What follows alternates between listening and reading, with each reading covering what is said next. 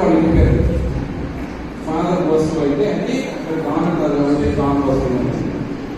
ఇందాక ఫాదర్ చెప్పారు, చిన్నప్పుడు ఆయనకి కళలో ఒక కళ వచ్చింది. ఆ కళలో ఏంటంటే పిల్లలంతా ఆడుకుంటా ఉన్నారు, చాలా మంది పిల్లలు ఆడుకుంటా ఉన్నారు. వీళ్ళందరూ తెలుసు అది కథ కాదు, అది కళ, ఆయనకు వచ్చిన కళ. ఆ కళ సుమారు 14 సార్లు వచ్చింది ఆయన జీవితం మొత్తం. ఆ కళలో వాళ్ళంతా ఆడుకుంటూ కొట్టుకుంటా ఉన్నారు. ఒకప్పుడు చిన్న వేదవిధానం చేస్తున్నారు, వాడు కొట్టుకోవడం, తిట్టుకోవడం, బలం ఉన్నవాడు బలం లేని వాడిని కొట్టడం ఇట్లా జరుగుతూ ఉంది.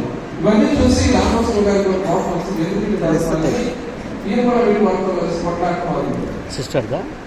అప్పుడు ఆయన ఒక వెలుగు కనిపించింది కొట్లాడాలని వెళ్ళినప్పుడు.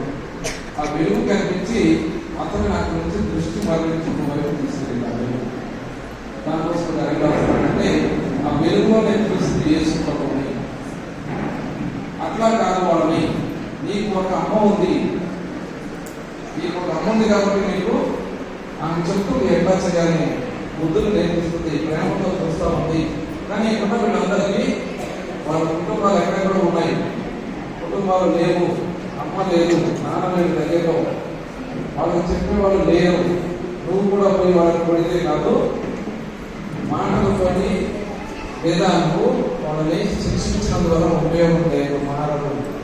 అప్పుడు దానికోసం పడుతాడు, ఏం చేయాలి నేను, వాళ్ళందరూ కూడా చక్కగా ఉండాలంటే ఏం చేయాలి.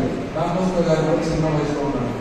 ఏం చెప్తున్నానంటే అక్కడ యేసుప్రభువు చెప్తున్నాను దానికి, వారిని నీ అమ్మ నీకు ఎట్లా ప్రేమతో చెప్తా ఉందో నువ్వు కూడా వాళ్ళకి అట్లానే ప్రేమతో చెప్పు, అప్పుడు వింటావు.